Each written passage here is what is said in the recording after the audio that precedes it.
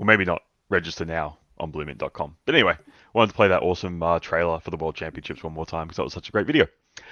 Good morning, everyone. My name is Marty, also known as Alcatraz. I'm the lead designer at Raini Studios, working on our flagship title, The Lords of Light. I'm pretty sure I've got that little patter down pat by now. How are we doing today, gentlemen? Yeah, I'd say you would too. You've got unconscious competence in your self-introduction now. Well played, Marty. I'm doing well. I'm feeling a lot better after the cold. I'm feeling invigorated after an exciting end to the World Championship. Mm. It really exceeded expectations in the way that finished. So super happy with that. And yeah, keen to jump into some questions. How are you doing, Ray? Yeah, good. Thank you very much. I haven't actually seen the final yet, but I heard it went down to a 1 health point right at the end. Mm. Yeah, 1 Good. HP in the deciding game of a best of three, so it was 1-1. Yeah, Jeez. it's definitely worth watching. It was and the way it finished was amazing too. So yeah. Yeah, like not saying we could have literally could not have scripted a better finish to a World Championship, but having it literally come down to like yeah, the third game in a best of three between two very worthy players, and then yeah, literally 1 HP made all the difference. Was pretty insane. So yeah, if you haven't already had a chance to watch the videos, the full 10-hour live stream is up on YouTube with full commentary throughout the day by both Artkin and myself. Wow. And we'll be getting those sort of chopped down into more bite-sized chunks as well when we have a chance. So it's just one big 10-hour stream at the moment, and you can just skip to wherever you like. And Yeah, Yeah. I'll go. Actually, I'll go through and I'll add like timestamps. oh yeah, But yeah, if you scrub through, you just look at like the names of who were playing. We made sure early on in the day to try and feature as many different matchups and different players as possible. Although obviously towards the end of the day, we kind of had to keep featuring our world champion, Cryptic Witcher, because he just yeah, kept popping up in all the games. But yeah, it was definitely a very hard fought world championship.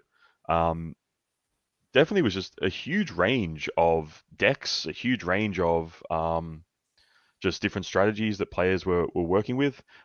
Very different to like the Avalanche tournament where we had a mirror match in the actual final. Um, but yeah, was definitely quite an exciting uh, finale to the World Championships. Yeah, I think in terms of like the stuff within our locus of control, I was super happy with how the devs did the game was very stable throughout the whole event. We had 13 tournaments, and as far as I can tell, we didn't have any inordinate number of like game-breaking bugs or issues like that. The balance was amazing. So to see the finals of this event, um, with all seven colors featured pretty evenly, a huge variety of decks. Every player we watched had their own spin. Some were more aggressive, some were more control-y, some had alternative win conditions like Rainbow Champion. Yeah, it was just fantastic to see the game. It's been a bit of a long slog to get here, but I think it's in a really great spot in terms of balance and stability, and just overall gameplay experience. And it was great although it was a long day, I think the sun was rising when we started and it was setting when we finished up. Um, it was yeah, really enjoyable to be part of that and be able to commentate with Marty the whole finale. I think we actually ended up seeing more of Noblesse than Cryptic Witcher Mm. because that was like the underdog comeback story there, where he got knocked out by, I believe it was Nemesaur, and then fought his way through the losers bracket, defeating Nemesaur 2-0 to get all the way into the grand final, and then yeah, photo finish at the end. So yeah, it was a really awesome event. So well done to everyone who helped make that happen. Congratulations to all the competitors, and especially congratulations to Cryptic Witcher for being our 2023 Rainiverse World Champion. indeed, fantastic. Just for information, I mean, Cryptic Witch's rainbow deck is up on planetrainy.com now with all the strategy. So if anyone's interested to see that, because if you could play it, it's a pretty devastating deck to tie Mm. to a rainbow champion. Yeah, it's very interesting to see Rainbow Champion come full circle. When we first added it into the game, I mean, this was back when we were in like alpha and stuff like that. It was literally added as a bit of a joke.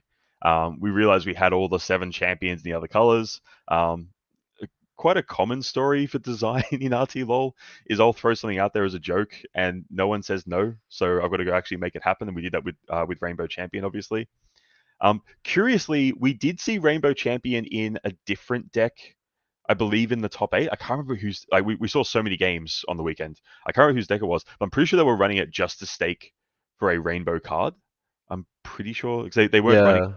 champions, I- and And it's and again, I really think that's just due to the deck restrictions in best of three format. You can't. We only have so many rainbow cards. They're quite powerful since we made the change so that they generate a charge gem of any color instead of depleted.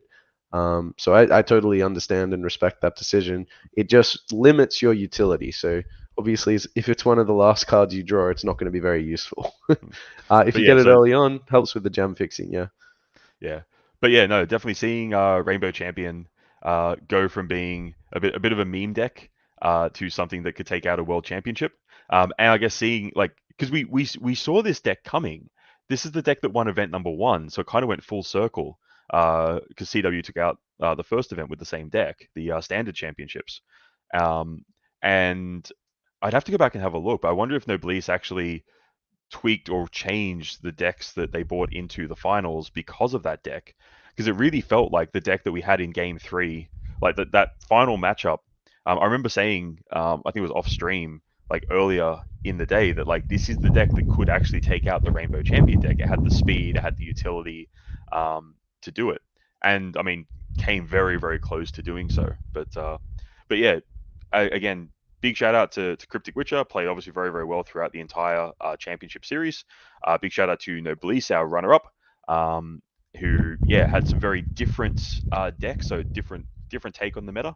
But obviously both these players were able to pilot those decks quite well and get them to where they needed to be. It was interesting actually to see the deck list get posted to Planet Rainy. Um, because it had, I guess, commentary from Cryptic Witcher. So I don't know if you've had a chance to check it out. Shout out again to Jay, but not that Jay, for building such an awesome reference site.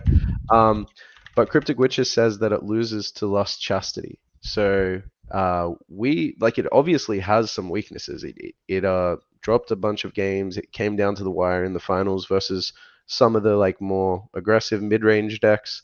But yeah, if you can do like a burst hit combo really efficiently, then apparently that can beat it too. So the downside of Rainbow Champion is obviously you have to draw basically your entire deck and play the champions, which in isolation aren't going to have a big immediate board impact. So yeah, it's really that game of attrition. If you die before then obviously GG. But um, I have seen like in the first standard champion, I believe Cryptic Witcher won just by killing the opponent, which in that case was Hunter. So it's not like you have to win with the alternative win condition with the Rainbow Champion deck. So it gives you a lot of versatility, but it's good to see that it does have its weaknesses. It's not like an infallible, just play this deck and you'll win. It's difficult to pilot, even if you pilot it perfectly. Yeah, you got a decent chance of losing, but if you are Cryptic Witcher, then you can take home the world championship, which is amazing. So yeah, it was really really exciting to see all that. It would have been great for you guys, I suppose, to not be forced, but I mean, you were there commentating the whole thing, but so to watch so many games in a row and be discussing, how these cards are playing and things like that, just from the creators of this game perspective, to sit there for 10 hours while people play your game, and just I would imagine that would have been an interesting experience for you both. Yeah, Yeah, for sure. it was I awesome. mean, I really enjoyed it. I went back and looked at my commentary and the actual grand final, and I was in shock. That yeah, because I thought that yeah, I didn't think Cryptic Witcher had it going into like the last couple of turns. It literally came down to the wire, and then even yeah, going into the finals. Well, I won't give any spoilers away, but yeah, if you haven't seen it, definitely go back and watch that best of 3. It is some of the best high level RT LOL that you will see played. And yeah, both our champion, our runner-up, and I guess all of our competitors from the actual grand final, very very worthy players to get that far. Obviously, everyone having to qualify to even get to that event in the first place, so needing that a lot of work to get that result. Yeah, I think yeah, the timestamps will definitely help just for the matches, and then Joe D editing and cutting up the footage to post in standalone matches is going to be awesome. I would recommend not just the finals. There were great matches all throughout. Like it was just, and that there was such a big range of decks and play styles and so much creativity being shown that it was really awesome. And yeah, coming off the back of that, you know, a 10-hour stream, seeing so many games. At such a high level with such high stakes, we're honestly expecting to have a whole bunch more notes of changes we need to make. I think mechanically, there wasn't really anything in the way of like bugs that we have to fix. Couple of slight balance tweaks that we'd like to make. There was an infinite combo between if you have one Lambo in play and one player has Phoenix and the other one has also Phoenix or chubby aliens, then theoretically the game can go forever. But we've already got a couple ideas to address that, and that was pretty much like the only thing that came out of the game. So looks like the game has matured to a really stable point, just in time for it all to be shaken up again with a full new set, as it always goes with card games. Yeah, I mean, yeah, we'll definitely we will address that infinite combo, or sorry, that I guess stalemate condition, I guess we should call it, a little bit. There was an infinite combo that we accidentally realized we'd created in the design of formations that has been addressed. We don't want people being able to do one-hit kills. But yeah, that one. I mean, I've got some video of that, so we can always upload that after the set is fully released, and that just for a bit of fun. But yeah, basically it was a situation where there was a way you could banish your own minion, and then when you played it, it would banish itself again, and Zuckerzoid would just sit there and eat it up. He's basically banish, banish, banish, banish, banish 40 times, and then swing in with a massive Zuck for the win. So yeah, some interesting little mechanics there that we had to address. But yeah, I guess the other announcement we can make. So we're still just going through and double checking all of the results and prizes for the World Championships. Obviously, make sure that our numbers, Blue Mint's, and the community's numbers all line up with each other. Big shout out, I guess, to Nemesaur, who's been quite vigilant in making sure that he's keeping track of all the values there as well, which we obviously do appreciate. So we'll just make sure that I think our numbers and his don't quite line up at the moment. So we'll just basically make sure that we double check that just to make sure that's all correct. But we are at the very least we are confident enough to announce who has won the Player of the Championship. I don't even need to change my artwork on the screen. It is Cryptic Witcher again. Was able to, the win in the World Championship with that 2.5x multiplier was enough to lock in the victory there for Player of the Championship as well. So not a bad month of October for Cryptic Witcher. Fantastic, well done. Some serious Yeah, prizes there to come out. Actually, when are those prizes coming out? That was one of the questions, I suppose. Yeah, absolutely. So there's sort of two different kinds of prizes for the World Championships. Obviously, one is the prizes in Merit Circle token. For that, the devs are going to go back into the RTLOL.com player profile page and give you the ability to specify which of your wallets you would like to use for prizes. Because at the moment, obviously, we do have, I mean, a lot of the players in the World Championship have multiple wallets connected. So once we've got that ready to go, you'll see that change on the player profile page. And once you've flagged your wallet for prizes, we'll be able to actually get those sent out. They'll be sent out on the Beam subnet. So just make sure you follow the instructions in the most recent medium to make sure you can see Beam and the Merit Circle token in your wallet of choice. I think, as always, MetaMask on Chrome seems to be the default most reliable option there for that. For the formation packs, obviously we've tracked all those on the back end as well. We'll send those out once formations is live again on Beam. Obviously it's not there yet because the set hasn't been released. Hopefully we'll get them out just before the actual set is fully launched. But obviously those packs will not be openable until the whole formation set is able to be opened there as well. So similar to when we've done some packs early for other sets. Obviously, we sometimes will delay the actual opening of said packs, but yeah, we'll get those all organized as well. And again, whatever wallet you have specified on rtlol.com slash player dash profile, or just hit the player profile button on that page, is where those packs will go as well. We were looking to use Beam wallets, obviously, for that. But yeah, this just probably works out a little bit easier for people that already have wallets connected. That way you can have everything just sort of linked into the one wallet. And then, yeah, theoretically, if you then wanted to say take those like Merit Circle tokens and swap them for anything else, you've got obviously the ability to do so. Actually, just realized it won't be the Merit Circle token, it will be the Beam token. It'll be the equivalent USD value in Beam. So obviously, yeah, just keep an eye. If you are doing stuff on Beam at the moment, just keep an eye on their Twitter, keep an eye on ours, and obviously on our Telegram.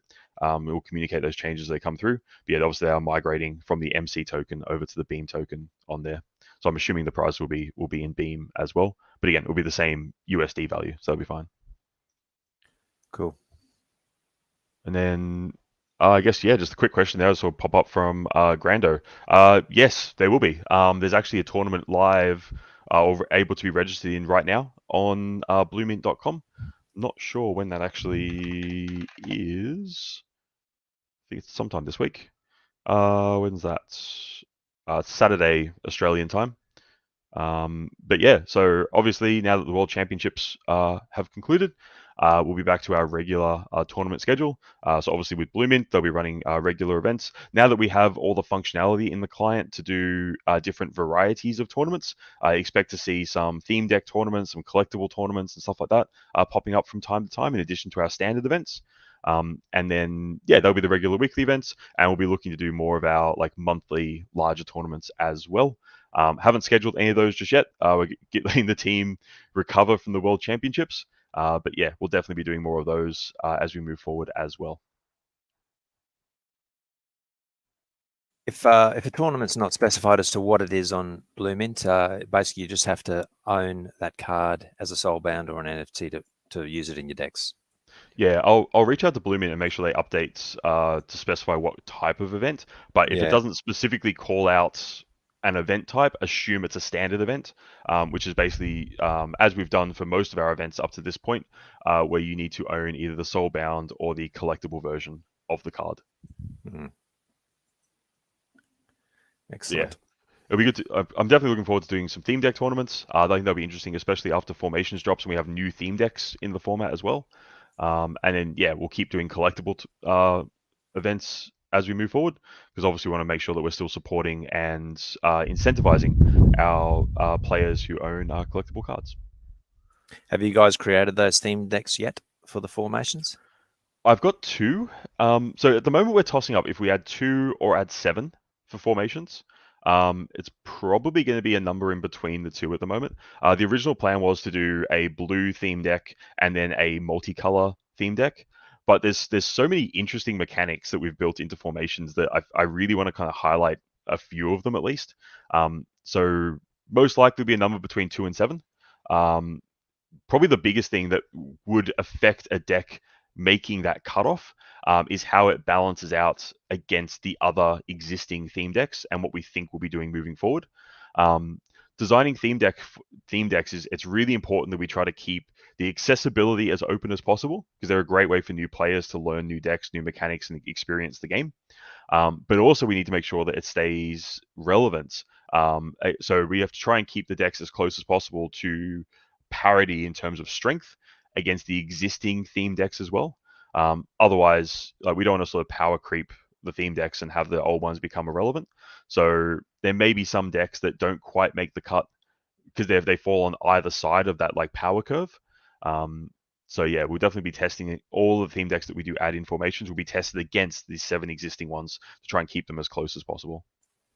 Would you ever just consider, I suppose, just so you're not held back by that restraint, possibly modifying the older ones if you need to, And that way, I mean, everyone who's got that theme deck benefits from it anyway. It's not as if they miss out. They've got to change their strategy a little bit, but is that a possibility that you would consider, or do they always stay Yeah, the same?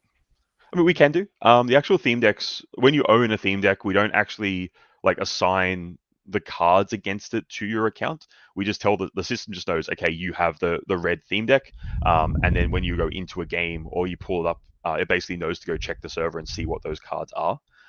So we deliberately built it that way in case we did need to change the theme decks at any point moving forward. Generally speaking, with a theme deck, we wouldn't want to make changes to the existing ones. Again, looking at them from their purpose of being a great way for newer players or maybe more casual players to be able to jump in and play the game. For a more casual player who maybe doesn't keep up to date with all of the news and maybe just drops in once a week or a fortnight to have a few games, if one of their theme decks was to just suddenly change, all of a sudden there are new cards in that deck, that could be quite confusing for that player. Probably would be more likely to maybe we would do like like a V2 of the old theme decks, and maybe either just drop them directly into people's accounts who own the old ones, or we'd make them like significantly cheaper if you own the old ones. But yeah, at the moment the plan is definitely just to try and keep making new decks, and try to keep that balance level as consistent as possible. Sure. No, that makes sense. Can you hear me? Yeah, you've gone really quiet there, but Yeah. I can just hear. Yeah, I'm not sure what's going on with my mic here. I think the other update we want to make is just with respect to the Web3 rollout. Just before the AMA, we had our daily stand-up. So I was speaking to Josh, our lead blockchain dev. He's confirmed that we are aiming to launch the first version of the RST storefront tomorrow. So we're basically there. There's like a couple things to push, but everything's functioning well. What that will allow you to do is purchase Lux, the in-game currency for RTLOL, that is beneath RST, with a bonus to the conversion rate. So it'll be more efficient if you want Lux to use RST to buy it rather than fiat. And we have all of the mechanics working behind the scenes. I believe you were asking last week, Draz, to burn 25% of all RST that is spent in the store. That goes to a dead wallet, not like a fire pit or whatever it was called in that other Aussie scam. And 25% will go to a separate contract, which will be held for the Rainy pool. That'll get distributed once it hits 75 million based on your pro rata Rainy staked in the migration portals. So, yeah, really excited to get that online. As I've flagged previously, a lot more complexity building something that is, I guess, Web 5, as Marty would put it. It kind of straddles both Web 2 and Web 3, and especially when we're dealing with a brand new blockchain. But it's the team's worked really hard, so we're really excited to get that launched tomorrow, initially with Lux, and then soon after that you'll be able to get the Rainiverse Battle Pass. So we're just adding a bunch more utility to the RST token as our next top priority, which is fantastic. When you add that utility, what does that mean? You're changing the contract, obviously, behind the scenes for that. Is that why we need to roll out all the Web3 stuff before you create the other pools of the ETH pool, for example, for RST? Yeah, no, it doesn't change the contract for the RST token itself. That's fairly immutable. It's only got like a couple of levers it can pull. So like the sales tax can be set anywhere from 0 to 2%. But beyond that, there's not a lot of possibilities to change the contract, and that's done intentionally just to give everyone peace of mind, moving forward. It's both against like bad actors within the company, not that we have any, but also importantly, it protects the community if there were any hacks or anything like that. People don't have full control over the contract. The reason the ETH bridge is taking a bit longer is just because um, working with layer zero and opening up the bridge, that component takes some time. It doesn't change the RST contract directly. But yeah, it just takes a little while, mostly in building the front end, and especially in launching the staking pools to reward people who provide liquidity on ETH rather than Beam. So those are the components that take a little bit longer. And because it would require some dev resources and we're still trying to roll out the core functionality, it's just going to be a little bit longer. But I think the storefront is our top priority at this point, and then we're going to look at how long it'd take to just get that ETH bridge online as potentially the next item in the rollout. Otherwise, it's going to be like the first layer of play to earn, I think, is our next top priority. I mean, I think a lot of people would like to see the ETH RST pool as the next priority if it is a choice between the two, Sure. because it's just because of the time we're in at the moment, I suppose. And if things do go well and take off, just ease of buying would certainly improve, um, Yep. RST's price ability. Understood, and fully appreciate that. So that's what we're looking into as soon as we get this initial storefront done. Let's see how quickly we can get that bridge online. Excellent. And then, yeah, obviously, alongside all of the work the team's doing with Web3 at the moment, we've got the other side of the team, which obviously is getting ready for the Formations launch well, let's say later this month. Still got 1 day to go. But yeah, so towards the end of November, we're expecting Formations to go live. We should be in a position where where it goes live both in the game client and on chain at the same time. So it'll be a simultaneous launch between both. And yeah, so obviously we've released previews of some cards, and we'll keep dropping them throughout the month of November as we build up towards that launch as well. That's it. Very interesting. The non-player character of Stacey there. You're sort of bringing real life into the game. Woman's prerogative to change her mind. Can she be influenced in nice ways to do things, or what's the Yeah, deal? I mean, I just design fun cards. People can read into that whatever they want. ain't But no controlling Stacy, but you can yeah, manipulate the board state so then she has limited choices, and she's probably going to do something that's in your favor. That's where the like kind of sub game comes in. but yeah, it was definitely fun to play around with the idea of how do we release powerful cards where there's, I guess, that little asterisk at the end of like, yeah, very, very powerful, but maybe doesn't always do exactly what you want it to do. I Interesting. think I think also there's a big, just my speculation is in terms of card game interest and games in general, it seems like there has been a gravitation towards games that have limited locus of control rather than giving you responsibility to control everything. It can be pretty overwhelming. I think it's quite refreshing in some cases to, you know, I'm going to focus on this element here. I'll set this one up, and then it will just do its own thing.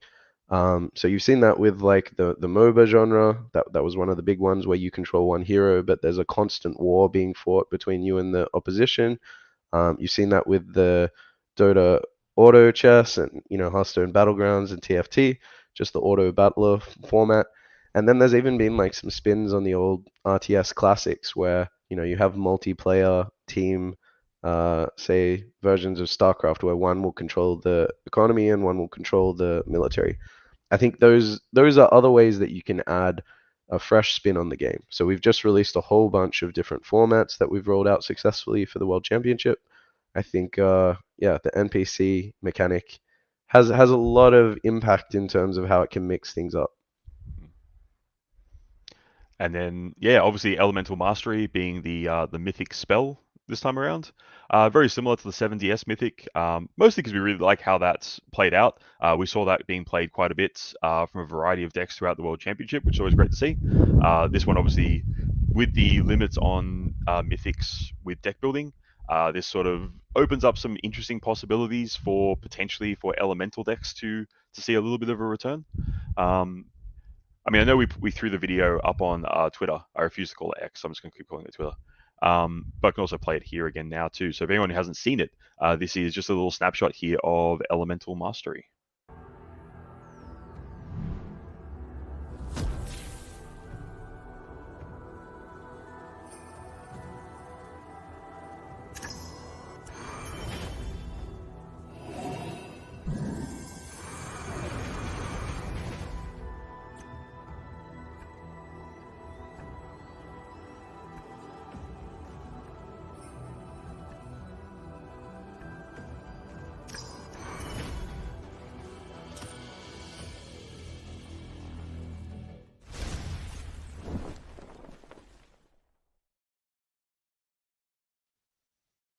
definitely wouldn't like to have a 28 power light elemental swinging into you. That does not sound like a fun time. Yeah, exactly. Yeah, that's pretty powerful. Definitely. Mm. I mean, the 70S sort of knocks off 2 here or adds 2 there, but that's some serious powering up, isn't it? If you can use it at the right time. Yeah, it's conditionally powerful. You have to go pretty deep in and wide in elementals to make it work, and you need to stick the elementals to the board to actually get some utility from those cards. Yeah. Um, at least with the playing the elemental bodies, they count themselves. So it adds a really big strategic element where you've got to combo it with certain things, and even the cost gets reduced with the more different colored elementals you play. So yeah, really keen to see how people build decks around this. I think it could be a very powerful card in the right circumstances. Nice. Absolutely. Oh, sorry, go, Jess. Now, I was going to say, do you have details? I mean, obviously the drop's coming. Do you have details of the drop yet, or we'll just save that for later as well? Like how will we be buying them and things like that? Yes, we're still finalizing specific details around like price and distribution and stuff like that. But expect it to be available obviously for RST on Beam, and then yeah, we'll probably have packs available across our other chains that we support as well. So ETH, BNB, and AVAX. And then, yeah, obviously there'll be some packs allocated to both rainbows and unicorns as well. Most likely they'll be done through the raffles and auction systems. But yeah, there may be some packs for bows and corns done through direct sale, but I think at this stage the plan, again, we're still working out the exact details, but at this stage they'll most likely be allocated through raffles and auctions. Just try and make it as fair as possible, where it's not just a case of whoever happens to be online and hit the buy button first gets the packs. We'd rather do it through those systems. They generally are a bit fairer for everyone across the board. Yeah. Okay. Cool. We'll wait to hear, obviously, what comes back. Cool. We do also have a highlight video. I haven't shown this one yet for Stacey Rainey as well. I will note that when we recorded this, we deliberately turned off Stacey's on-play animation. We don't want to reveal that yet. That you probably won't actually see that until you see the card live in game. Just we're doing something a little bit special for that one. But yeah, we'll play the spotlight for Stacey Rainey as well.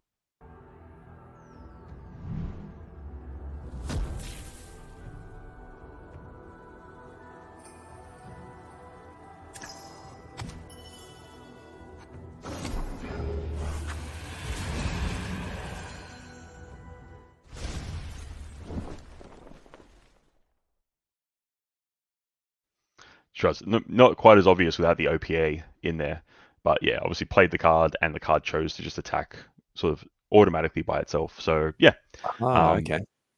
yeah. So when the card will choose to do something, if the card chooses to do something, and then what the card chooses to do, all basically are out of your direct control.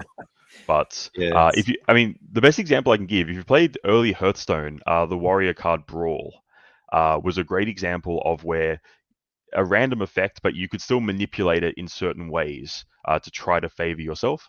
So yeah, it'll be very interesting to see how that comes into play and how it yeah shakes up the meta there a little bit. Can you actually control her at any point? Is she a card that you can No, click on and you can't? no, She's no. just non-play character, like you say. That She's that out of card, your. the actual under the hood, the actual, so all of our cards have like hit boxes that detect where the mouse or touch screen interacts with them. That card specifically has had that disabled. You cannot click on the card. Full stop. Yeah. Wow. If it does get bounced back to your hand or banished in some way, obviously you can choose to replay it. But yeah, once it's on the board, um, it still counts as under your control for mechanics such as flanking or surrounded or stuff like that. But you have no direct influence on what that card chooses to do. Fantastic. That's very interesting. And yeah, similar to when we did crypto exchange, it's a fun way for us to explore the unique. And this is something that so many games just aren't either choose not to do or aren't able to do for a variety of reasons. But it's another really great opportunity for us to really explore the design space of a digital only TCG. In the same way that crypto exchange would be very difficult to exist as a card for a lot of other games, especially games that have a physical counterpart. This is again an example of where we've really leaned into our digital only roots, and sort of created cards that a lot of other TCGs, just for a variety of reasons, would not be able to actually do. So yeah, it's been fun testing it so far.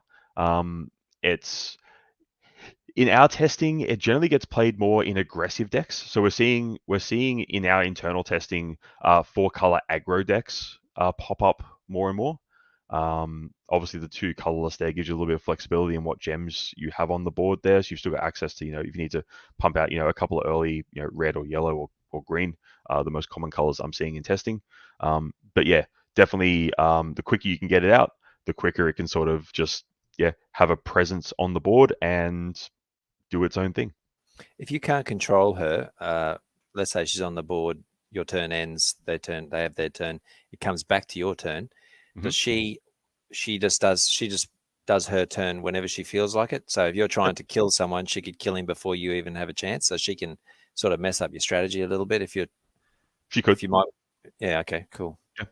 Theoretically, you could play a Chastity with a Lust in hand, and Stacy decides no, and whacks into the Chastity. Yeah. Right. So yeah, very interesting. And keep in mind, there is also the other possibility where, you know what, maybe that turn Stacy just doesn't feel like attacking.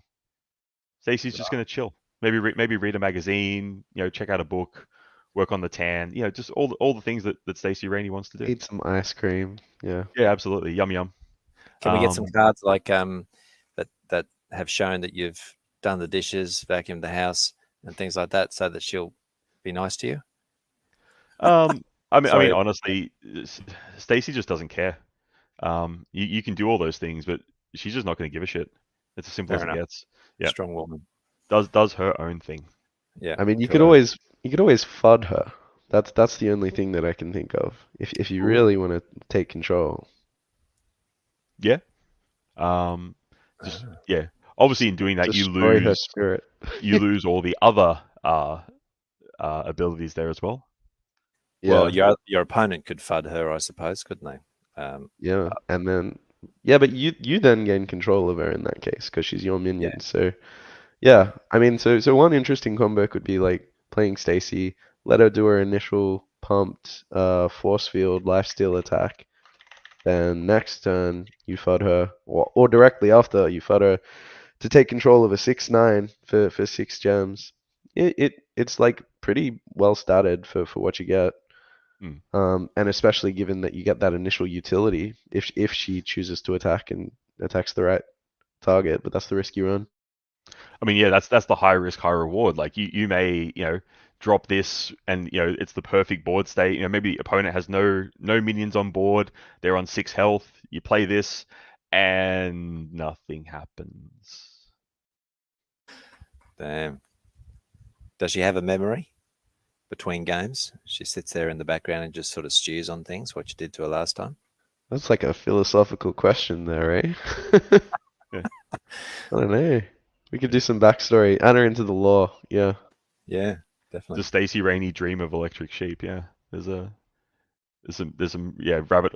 Let's not go down that particular rabbit hole. There's plenty of other rabbit holes in formations to go down. Yeah. And like if she doesn't do what you want her to do, don't immediately jump to the conclusion that she's just not that bright. Maybe you pissed her off. Maybe she just doesn't like you. Like maybe she's actually secretly vying for your opponent. Like, yeah. Ooh, Never know what's going on inside her mind. jeez, interesting. Or maybe Stacey Rainey is just better at the game than you, and actually really knows what she should be doing, and you're thinking of the wrong play. Yeah, playing 4D chess, you're playing your little card game. Yeah. I mean, Can't Stacey commit. Rainey is a digital card. Does Stacey Rainey know what's in your opponent's hand? Ooh. Does Stacey Rainey know the next card you're about to draw? She doesn't, but I'm sure someone's going to end up in a game where like they get some sort of like Giga Chad brain move just purely from a random like roll of the dice, and I'm going to start getting angry emails again or angry tweets of like this card cheats. It knew what I was about to draw. And I'm like, okay, so Forever questioning. All right. Sounds good. Sweet. Shall we jump into some questions? Sure. obviously a lot of the questions are, well, some of them were about RST and things like that, but we've sort of talked about that already. That RST ETH pool is coming after the Web3 is rolled out aspect. Um, what Yeah, are you so it'll able be to? at least the RST storefront, but we might move up the Web3 bridge to ETH to be the next priority beyond that. I do see Yeah, Telegram, and it seems like it's pretty important to people. yeah, most definitely. It just gives, and if if we do catch some sort of at least start to the bull, it's been pretty reasonable lately. Just be nice for us to be able to sort of benefit and also push it, I suppose. If we're on Twitter or something like that, and we're talking about RST, to have it easy to buy is always handy. Um, Hmm.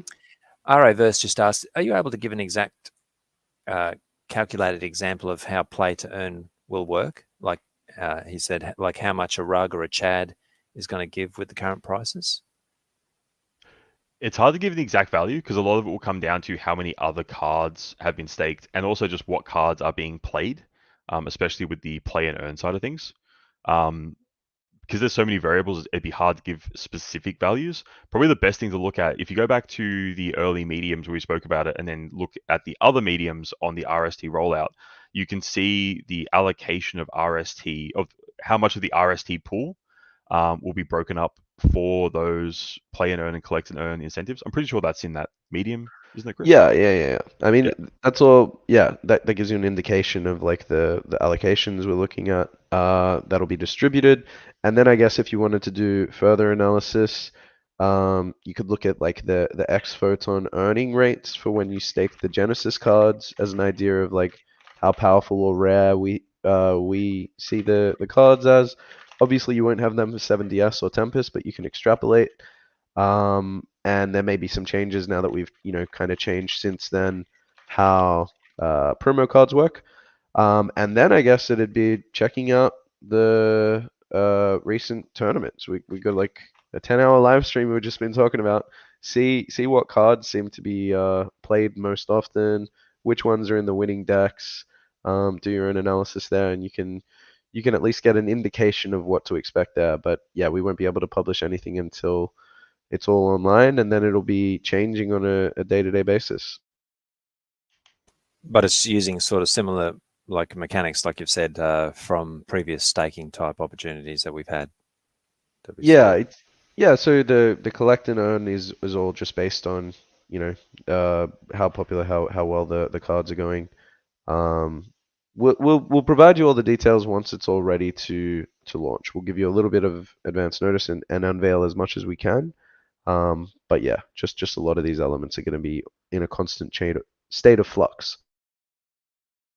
okay, cool. Um, we answered that one already. It's your Joe just asked, is there a roadmap for 2024? Can we see more games launch under Rainy Studios banner? Any small games under development, as we hear, like Campai Pandas, those sorts of things? Obviously, you're focusing a lot on what's going on at the moment, but will there be a roadmap coming for 2024? Yeah, I mean, we'll be updating the roadmap as we go. We've been updating the roadmap on the website as soon as we lock in the plan. At this point, I think our priorities are obviously finalizing the Web3 rollout, including the Web3 bridge, looking at a centralized exchange listing, at least one, in terms of Web3. And then in terms of the game priorities, formations, number one. And then number two and three are mobile port and localization. With all of that done, then I think that opens up a lot more space for our game developers to look at things like other titles, whether it's mini games for partners like Kenpai Pandas, standalone Rainy Studios titles, or complete alternative game modes that leverage the core foundation that we've built from the ground up for RTLOL. So yeah, we'll keep you posted. Right now, those priorities are just consuming all our resources, and it's one of those things where the further out you look and the more moving pieces there are, the less accurate it's going to be. So don't want to commit to it until we're reasonably confident on what the priorities beyond what I just said will be. Okay, sure. um, just a question from Dennis and DeFi, just asking how many RST are currently in circulation? And he just said, is the final supply fixed? It's not fixed, obviously. It's fixed at 1 billion, but or will it depend on how many Rainy are bridged? Which it will, Yeah, obviously.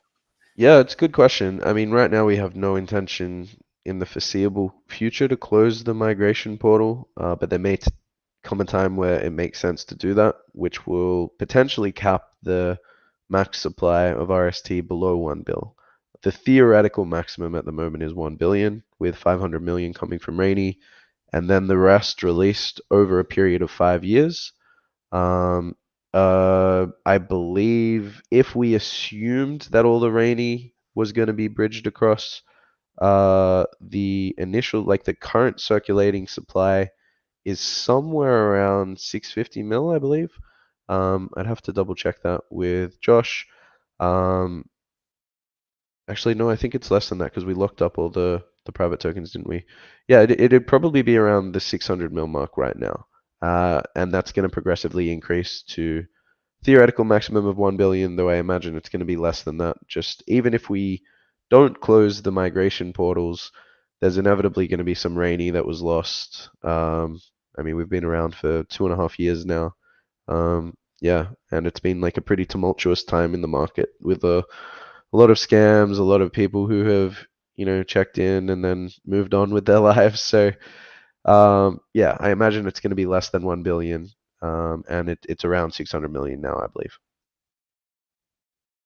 Okay, cool. I mean, obviously holders and things, will benefit slightly, I suppose, if not all the Rainey's bridge. But I don't, yeah, like you said, I wouldn't be rushing to close the bridge because people disappear for sometimes a year or two, and it's terrible to lose your stuff if you don't have to. It does, as long as it doesn't affect anything else moving forward. Yeah, exactly. It's just not like in poor faith to. It seems a little bit scummy to have like, well, you didn't check for a few months, so now your tokens are worthless. So our Yeah, intention at this point is for the foreseeable future to just keep the migration portals open. If there was ever a decision to close them, we would try to give as much notice as possible. sure. In the chat here, Grando is asking, in the future, do you intend to give some type of reward according to the top players in the ranking? Obviously, you've done that for season 0. People are asking, do we know what the rewards are for season 1? I think there's 30 days left or something in the season. Do we have those fixed rewards to give people something to aim at and play? I believe part of those rewards are RST. We've got like a leaderboard component that's going to be allocated. So yeah, I guess that answers one of the questions that has been asked for a while. When play to earn, we've actually already got one of them online. The current season, there will be an RST allocation handed out based on performance on the leaderboard. So that's going to be the one of the core components. Beyond that, I don't believe we've confirmed yet what we will be doing in terms of the allocation for season 1. Is that right, Marty? In terms of like on-chain Yeah, rewards yeah, and stuff. yeah. The main plan obviously was the RST based rewards. There may or may not be others outside of that, but yeah, the RST was the main plan there. Is it limited to the top 20, top 100? Do you want to keep it? Do you know that information yet? We'll calculate that a bit closer to the actual end of the season. It will mostly go down to how much activity there is on the leaderboards. Okay. So if there are thousands of players competing, we will obviously go a little bit deeper. If there's less players, Yep. then we can go a little bit more top heavy. Sure, I understand. On that, Nemesaur is just asking, when will the multiple entries per player get fixed on the leaderboard? Is that coming? Yeah, it's on our list of things to do. Basically with that, we just need to make sure because of how that bug sort of cropped up there with the multiple entries in the backend system. We just need to make sure that as we remove the duplicates, we don't accidentally delete any data that is associated with a player's primary account. So it's a little bit more than just going through and cleaning out like a database. But yeah, it's definitely on our list of things to do. Nemesaur and a few others have asked about just statistics, I think, for the World Cup. Like not right now, I suppose, but at some point, are you able to sort of release some statistics. He's sort of suggesting win rate, first, second turn, win rate, Rainbow Champ deck, shortest, longest game, what colours got played the most played cards, etc. Yeah, I mean, I can definitely tell you the last card played in the World Championship was Rainbow Champion. But yeah, we can put together probably in a future medium. We put all that sort of stuff together and do it as sort of like a recap of the World Championship. And obviously internally, we're going to be going back and looking through the events, looking at which ones are the most popular in terms of formats, time of day, day of the week, stuff like that. And we'll, along with Bloomint, we'll use that information to plan future events as we move forward as well. Nemesaur has also asked, I think, as you've seen, about putting other features, cosmetics in the game, unlockable titles under the username, e.g. Destroyer of Worlds for winning 100 games, unlocking new hero avatars, or potentially even just new quests, I suppose, that are probably a little bit more interesting than just play 10 minions or attack with 10 times with minions, those sorts of things. Is that on the board? I mean, we've got a full backlog of a bunch of things we would love to do, obviously with the game. The catch with game development is always a case of if you want something new, what are you willing to trade for it? It's very much a case of, we have a team that has a fixed number of working hours in any given week. So if we're going to go, okay, cool, let's add new profile pictures as an example of one of those things that you just mentioned.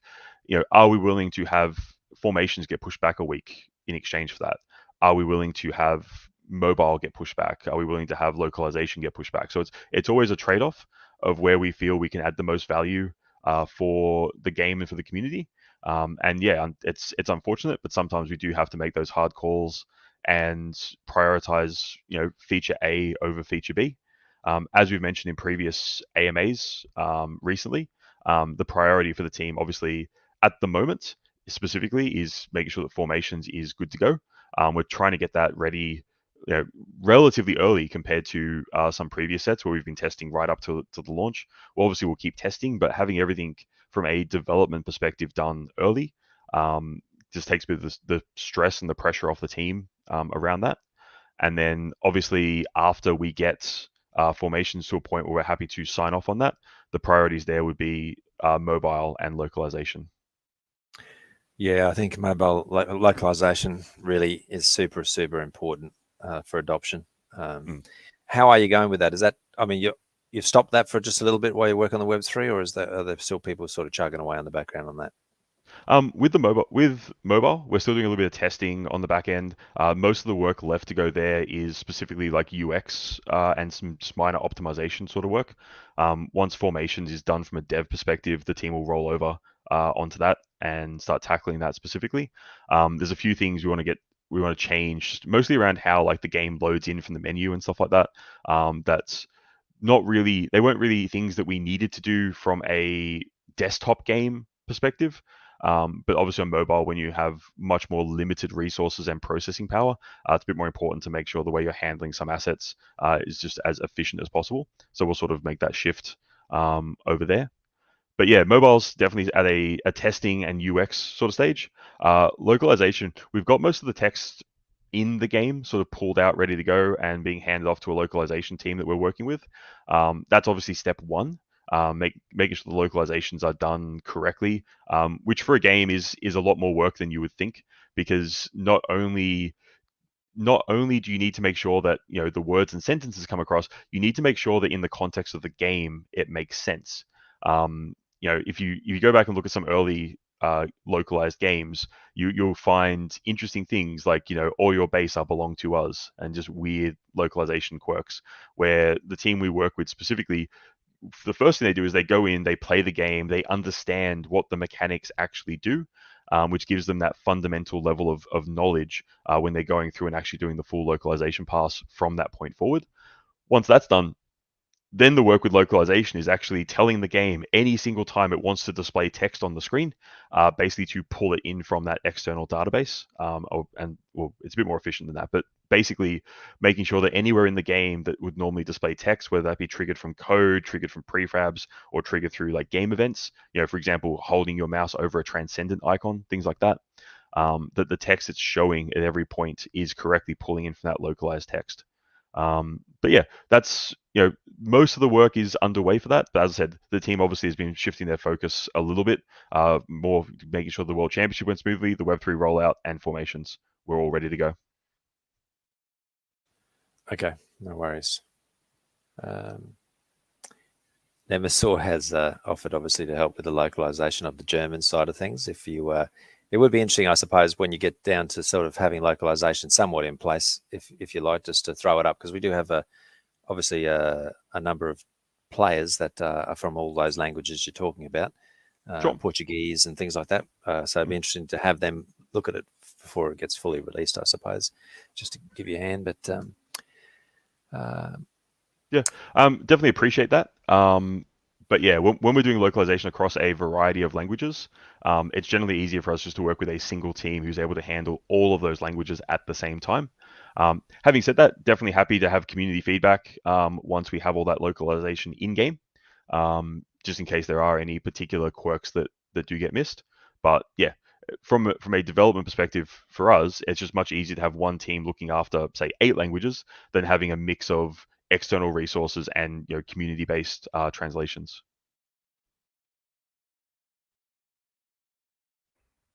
Sure. Make Me Rich has just asking about marketing. He's just asking, where do the marketing responsibilities sit? I'm just going to read this and then you guys can address it. Is it team only, or is there any agreement with MC Beam? He's just saying, clearly the efforts done so far haven't delivered the expected results, even letting aside the chain issue. He doesn't see anyone speaking about Rainy RST online. But what can we expect in the future? And how much money do we have to spend on marketing efforts? Or can we expect MC to spend? Any high-level strategy in mind? So just generally some talk about marketing, if you can, going Yeah, forward. I think the agreement we made with Merit Circle was more like a co-marketing venture together for like at least a year and a half. And that was we're only like a few months into that agreement, so still has quite a while to run. But it wasn't the sort of agreement that uh, mandates particular actions or spend. So what we've been doing with Merit Circle is regular meetings with like a whole bunch of the team members working together to develop, you know, sort of like a plan of attack and actions and reviewing potential opportunities together and deciding what would be the best way to do it. They've been speaking to some of their contacts to try to get some amplification and supporting like some of our social media posts. But yeah, I completely agree. We haven't been getting the results we'd want from the marketing efforts, and there haven't been as large a volume as we might have liked. I mentioned at a previous AMA, our plan was to do a bunch of like test marketing in the lead up to the World Championship, which we did mostly last month, which gave us like a whole bunch of useful data into the efficacy of various options at our disposal, given the game where it is at and the Web3 side of the equation. Um, Ilya actually from Sancta connected me with a really talented individual who is both a very well respected content creator himself, but also like a consultant. So yeah, we are looking at potentially partnering with him for like a longer term engagement of at least 3 months to try some more marketing with intentionality there. But I think the majority of the responsibility for marketing will fall on us rather than Merit Circle. Their main priority is naturally going to be marketing their chain, and there will be opportunities for co-marketing there. Um, but if we're going to be, we are one of their flagship games on the platform, but they're aiming to have, say, 20 games on the platform, and they're trying to attract more games to join the Beam ecosystem. It wouldn't make sense for us to be overly reliant on them to market our game as one of their arsenal. To that end, the partnership I've been speaking about, which is still progressing behind the scenes but hasn't been finalized yet, one of the main purposes there is to look at some additional resourcing options for a major marketing push. I think the game fundamentally is at a point where it's like basically ready. It's running very smoothly. It's super fun and engaging. We've got a bunch of retention mechanisms in place. The only couple of things that would be nice are the localization and the mobile ports. So I think if we can get this partnership finalized, then that would be the trigger for a whole bunch of additional marketing efforts, even in the short term. And then the intention would be to ramp them up once we get mobile ports and localization done. That would be I guess, the culmination of when the most intense marketing efforts would make the most sense. What is what's the, I mean, I'm not sure if hold up's the word, but what's the delay on this partnership? Is there, like you're saying, it's progressing in the background. Is there, are you waiting for something, or is it just working out the details, or what Yeah, can you? so we've done everything within our locus of control to be in a point to finalize it. We're really just waiting on the other party to tidy up some things on their end. So we're checking in regularly. And we've done the bulk of the work to get to the point where we can sign and get this partnership finalized. But there's just some housekeeping that they need to do on their end, I believe. Did we initiate that partnership, or how did that sort of, if you can say, I suppose, how did that come about? Was that them asking Yeah, us or us? it was something that we actively sought out, but Okay. there was like they were kind of looking for opportunities as well. So it was kind of mutual, but yeah, I believe Okay. Jamison initiated the conversation in the first place. Yeah. And As soon as everything's like signed and everything is ready to go, um, like it's funny watching you dance here, Chris. Basically, yeah, Sorry. yeah, Yeah. we'll be able to talk.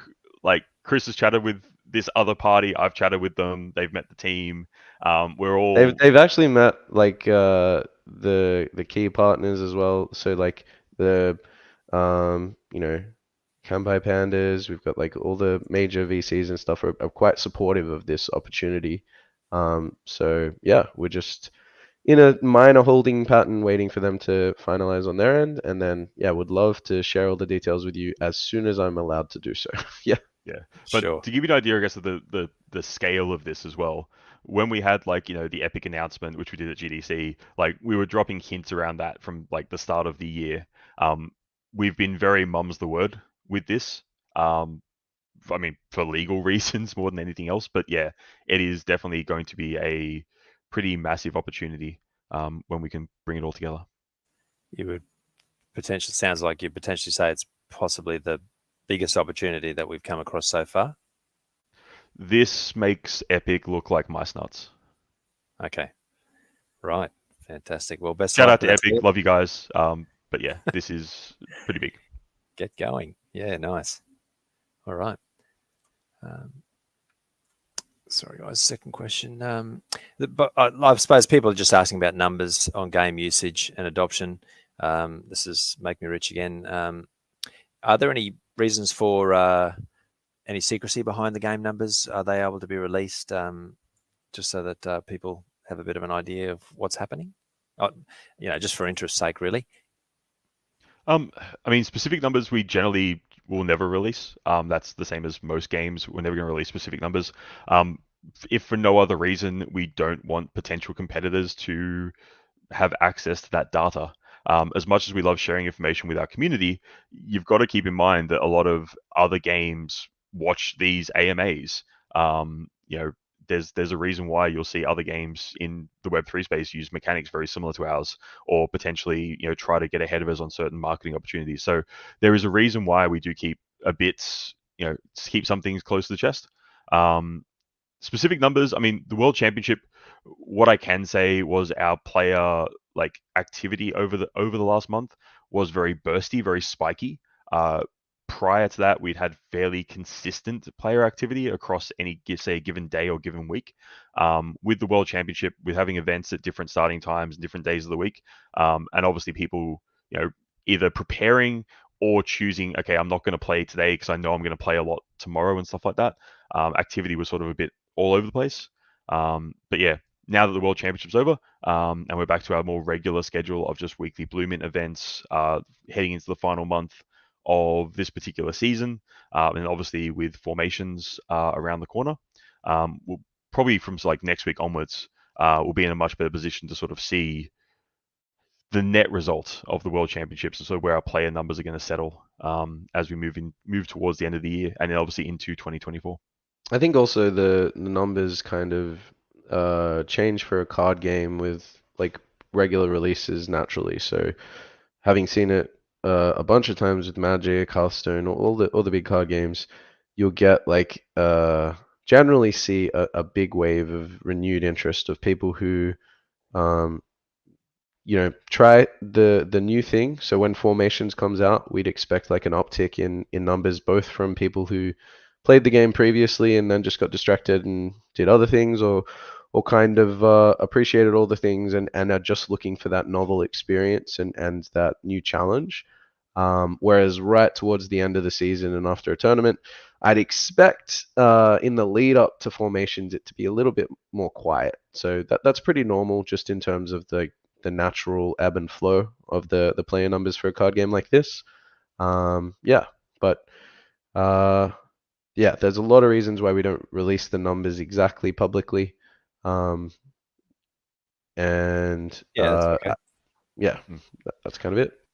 All good. Obviously, the big advantage we have as a team is that because we've set up all our workflows and production pipelines to be able to do very regular drops of new content, whether that be promo cards, full sets, mini sets, stuff like that. If we do accept that, whenever we add new content to the game, we get that, spike of increased activity. Obviously, then we want to try and, have as many of those spikes as we can sort of, spread out over a given time. So yeah, we're definitely in a good spot to be able to deliver that sort of frequent content update to keep the game feeling very fresh and very modern as we move forward. Sure.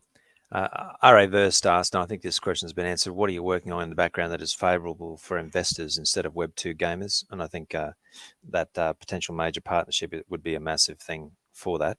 And obviously all the Web3 stuff that you're rolling out. Yeah, so it's the Web3 stuff is like half of our focus at the moment. The other half is on formations now that the World Championship is done. And then the partnership is one of the things that I've been driving mostly behind the scenes. So those are the big ones.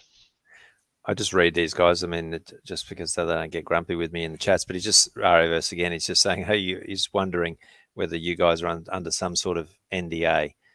Obviously, you would be with this major partnership, but he's just basically talking about communication and how it sort of ebbs and flows, I suppose. But again, you've also been extremely busy. Are you able to talk quickly to that?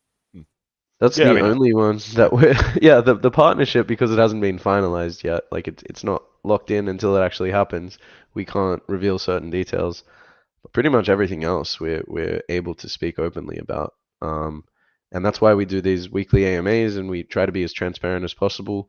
I think the reality of the situation is that it's just not feasible for a relatively small studio with its flagship title just launching.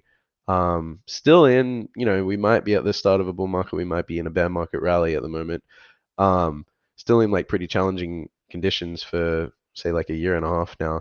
To have the resources to constantly be like replying 24/7 to every Telegram message from every community member, it's just not realistic. So I think the structure of having a dedicated hour every week, I think that was a great initiative that Marty suggested to try to make the project as transparent as possible. Really appreciate your help with that, Ray. But yeah, this is the time. If you've got anything you're curious about, ask us questions. We'll try to be as honest and open as we can.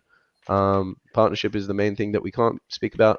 Beyond that, it's not NDAs. It's usually like a commercial decision. We like the player numbers, for example.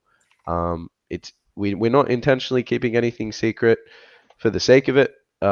There's always going to be like a pretty viable reason why we won't be fully transparent. Otherwise, our natural inclination is always to be as open and honest as possible. Yeah, just a couple of questions in the various community chats and things, but like can we get updates on who has won the most Rainbow Champ games? But like Marty said, you guys have put together some sort of medium with just some generalized stats for everything through the World Cup at some point when you get a chance. I literally just posted in response to that the top 3 Yeah. Rainbow Champ wins. Yeah. I saw So that, yeah, when we have access to data that we're happy to share, or it's some of our data is more accessible than others. Some of the stuff we've built out, like specific, like that, for example, we've built out like a specific front end where I can easily just like pull that out and throw it out. Some of our data is obviously running through back-end databases, but we need to actually build out specific queries to get that data. So yeah, depending on what the data is, sometimes it's easier or harder to get access to. Things like that, like, Rainbow Champions, sure, we're happy to share that. But yeah, obviously more business oriented data, we're going to play a little bit closer to the chest. Sure. I think Bloody asked a few questions here, I suppose. This one says, any info on when further info like dilution, etc., appears on the AVAX Beam Explorer and on CoinGecko? No info there is given regarding circulating tokens. I don't know if you know that. I think that's like a manual update we need to make. So for CoinGecko specifically, yeah, generally you need to submit a form. So we could do that now that it took a little while for the price action to be shown there. Both us and Merit Circle had to pull some strings behind the scenes with CoinGecko to get it up. So good to have the price action. I guess this would be a good opportunity for us to fill in that form to update the supply. So happy to work on that shortly. Yeah. Awesome, thank you. And he's just also asking about just the price of cards and the various, a rug sold for 0.1 or 0.2, and was just asking for more information about what the cards will give us or accrue.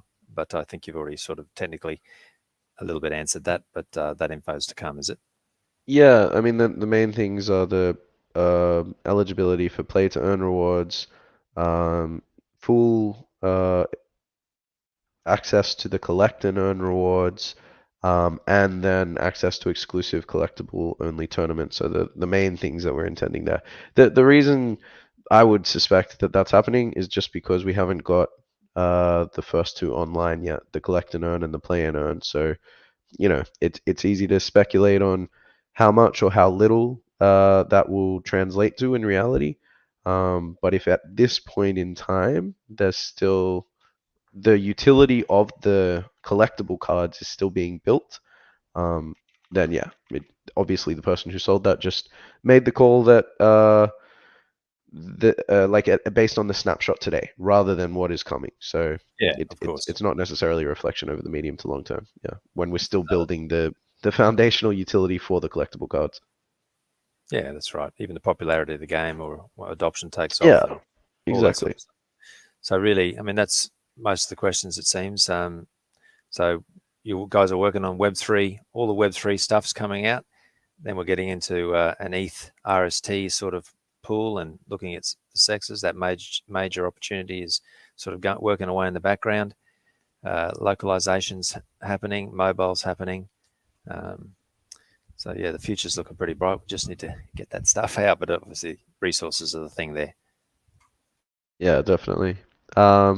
Yeah, it's just a matter of time, prioritization. But wow, long one today, 80 minute. Yeah, that's it. Not our longest, but one of these days we'll get back under the 1 hour mark. But yeah. But yeah, obviously, as always, huge shout out to Draz for asking all the questions and collating them from the community. But yeah, if that's all of them, Cheers, then guys. we'll catch you all back here next week. Okay, thank you. Catches. Thanks, guys. Have a good one. Bye.